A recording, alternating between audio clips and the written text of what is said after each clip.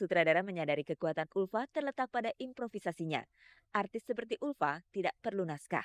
Percaya atau tidak percaya, sampai saat ini gue belum pernah dikasih dialog. Jadi naskah itu adalah hanya skenario dan plot aja. Gue sebagai ini adegannya gini dan gue nggak ada skenario siapa? Ratu Kemas ;2. Hai Rajaku, nggak ada. Gue disuruh improv, kan gila aja. Dan inilah sang sutradara itu, Didi Petet. Di belakangnya ada Hari Rusli yang menjadi sumber ide.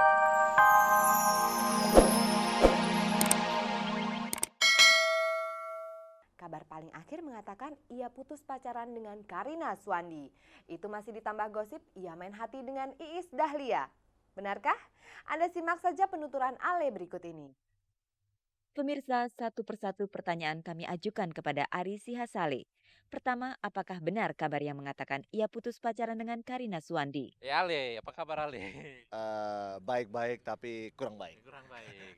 Iya, kelihatannya lo masuk lagi di pusat pemberitaan. Iya nih, kayak artis aja gue ya. Iya, Le, apa sih yang sesungguhnya terjadi? Pertama, isu yang berkembang adalah Karina putus sama lo. Yang kedua adalah lo jalan sama Iis Dahlia sekarang, jalan dalam tanda petik. Lo mau klarifikasi yang mana dulu? Oke, begini, jadi ya aku.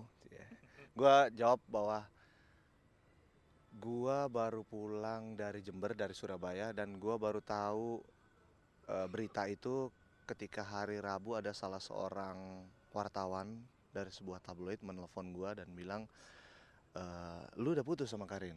Jadi gue sampai saat ini belum tahu langsung dari Karin. Tapi kalau memang begitu beritanya ya gue ikut aja lah. Mungkin memang itu yang terbaik. Tapi mungkin nanti akan kita klarifikasi. Gue akan nanya langsung. Tapi sampai berita ini, sampai gue ngomong saat ini, gue belum ketemu dengan Karin dan belum bicara dengan dia. Mungkin malam ini akan gue bicara. Dan kalau yang bilang gue jalan dengan Iis Dahlia, jalan dalam arti yang lebih ya, itu tidak benar, sama sekali tidak benar, demi Allah, demi Tuhan, demi siapalah, tidak benar. Jadi dari jawaban pertama tadi, Ale belum tahu dirinya putus pacaran dengan Karina Suwandi. Tapi kalau itu memang benar, artinya Karina secara sepihak telah memutuskan hubungan. Yang memberikan pernyataan putus itu sebenarnya siapa sih sebetulnya? Wartawan yang menginterpretasikan sendiri atau Karinnya? Gua nggak tahu, tapi yang dari gua baca di tabloid, Karin yang mengatakan putus dengan gue. Karena itu secepatnya Ale akan menemui Karina untuk menjernihkan berita itu. Dan lanjut ke jawaban kedua tadi, Ale membantah gosip ia mulai punya hubungan spesial dengan Iis Dahlia. Tapi bagaimana gosip itu bisa muncul? Mungkin muncul karena ya seringnya gua dengan teman-teman gua, kebetulan gua punya teman namanya ada Dama, manajer Iis, ada Anyes, ada Bedu. Itu mereka itu apa ya, manajemennya dari Iis Dahlia. Dan gua sebelum jalan dengan Iis, main dengan Iis, gua selalu jalan dengan mereka kemanapun ada gua, di situ ada teman-teman gua. Dan kebetulan sekarang ini Iis ditangani oleh teman-teman gua, jadi gua jalan dengan teman-teman gua. Jadi ada Iis ke bawah-bawah mungkin ya, tapi gue bilang lagi bahwa nggak benar, nggak ada apa-apa kok.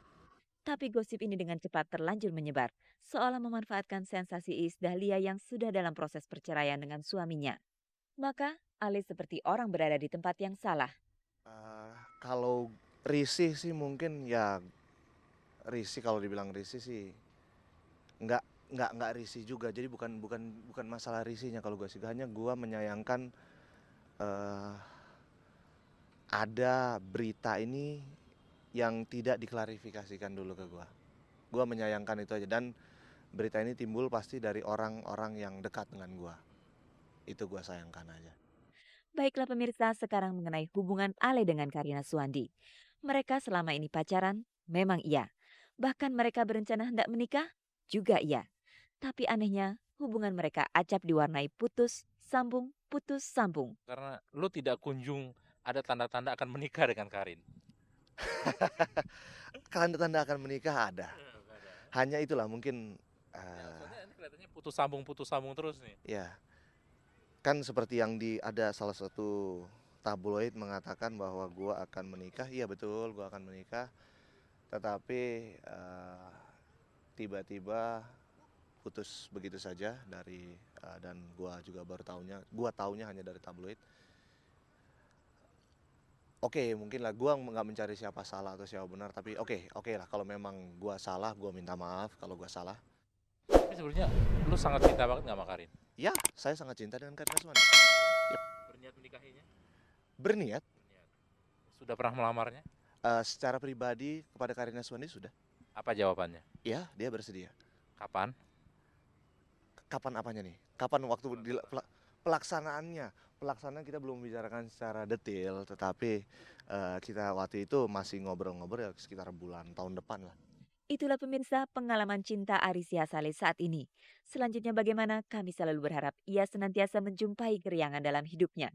Sebagaimana Ali sendiri selalu berharap yang baik-baik kepada kabar-kabari. Saya Arisya Saleh, selamat ulang tahun yang keempat untuk kabar-kabari. Tambah dahsyat. Dan tentu saja kami akan menyelenggarakan kemeriahan yang salah satu acaranya adalah memilih artis wanita dan artis pria favorit pilihan Anda. Caranya tuliskan di kartu pos nama artis wanita dan artis pria Indonesia yang paling Anda kagumi. Kemudian kirimkanlah kartu pos ke Kabar-Kabari dengan alamat PO Box 4058 JKTJ Jakarta 13040. Sekali lagi, PO Box 4058 JKTJ Jakarta 13040. Kami tunggu selamat-lambatnya tanggal 20 Juli tahun 2000. Dan selanjutnya, seluruh kartu pos akan kami undi untuk memperebutkan 20 hadiah yang sangat menarik yang kami sediakan. Karena itu, mengapa Anda tidak segera bergegas? Kabar-kabari itu emang benar-benar yang memberikan kabar mengenai terutama kita ya apa sih selebriti kan ya apa namanya dan benar-benar yang mengabarkan kabar yang benar-benar kabar dari si selebriti ini gitu loh, bukan hanya yang kabarnya tuh kabar gosip-sip yang nggak ada juntrungannya. Yang selama ini aku lihat kabar-kabarnya selalu ngasih kabar yang benar-benar real gitu. Yang apa yang lagi terjadi sama kita ya dia ngabarinnya itu, nggak maksudnya umpamanya kabarnya apa terus ditambah-tambahin, enggak. Selamat ya buat kabar-kabari. Pemirsa, Anda masih menyimak kabar-kabar dari Kabar-Kabari. Sebuah pertunjukan berjudul aneh sedang dipersiapkan oleh Didi Petet dan kawan-kawan. Judulnya jokotingkir.com. Jokotingkir.com. Ini bukan nama situs internet, tapi judul sebuah tontonan yang akan dipentaskan dalam kemasan multimedia. Seperti ini contohnya. Di atas panggung dilibatkan pula film dan unsur-unsur lainnya.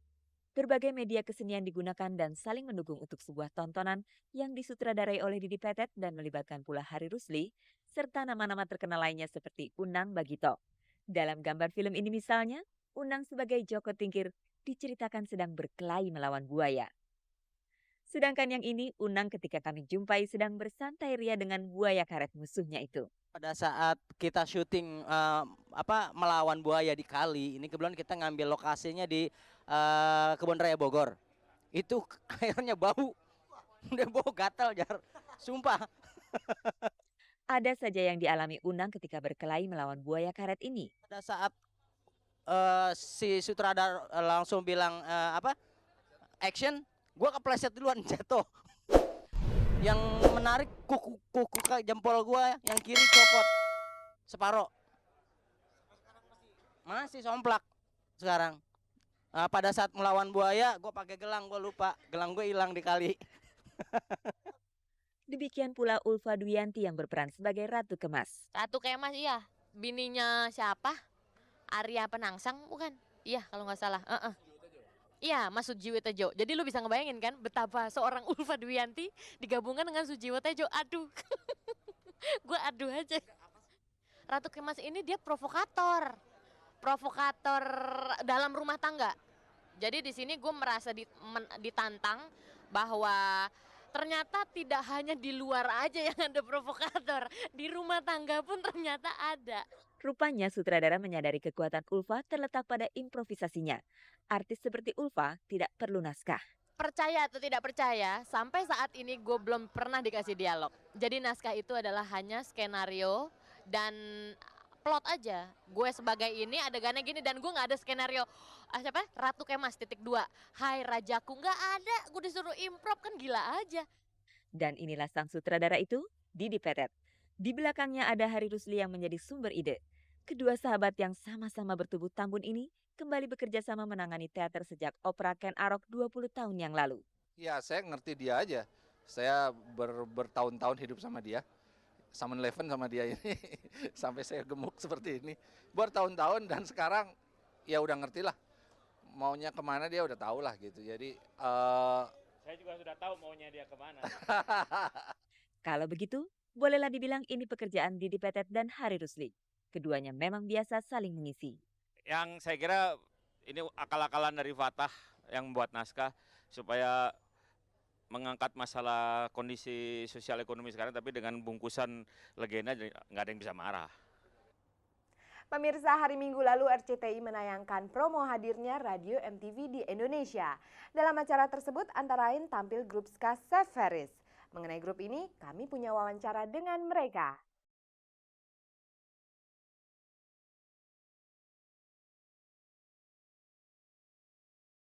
Chef Ferris, grup musik ska yang terdiri dari 6 cowok dan 1 cewek sebagai vokalisnya ini terbentuk tahun 1995.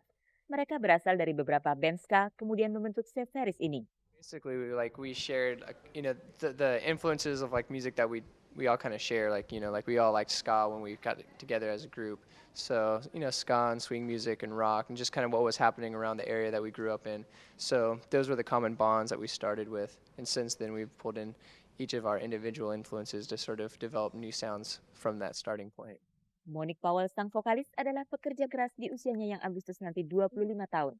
Karena kebiasaan bekerja keras inilah yang membuatnya tidak begitu mudah percaya pada nasib baik. I feel that we're very successful. I don't necessarily think about the fame or the fortune, but I think that that I feel that we've been very successful and we've worked hard for what we've gotten, and we've gotten a lot of really great things, and that makes us a success.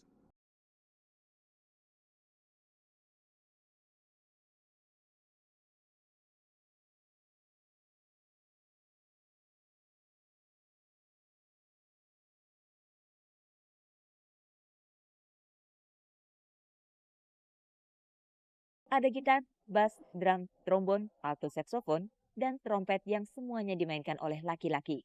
Mereka semua mendukung vokal Monique yang satu-satunya cewek. Dan tak boleh ada yang menaksirnya. These guys are like my family, my brothers, and we take care of each other, and it's taught me a lot about patience and about how to communicate. Dalam pemberitaan luar negeri, Indonesia disebut sebagai wilayah berbahaya saat ini.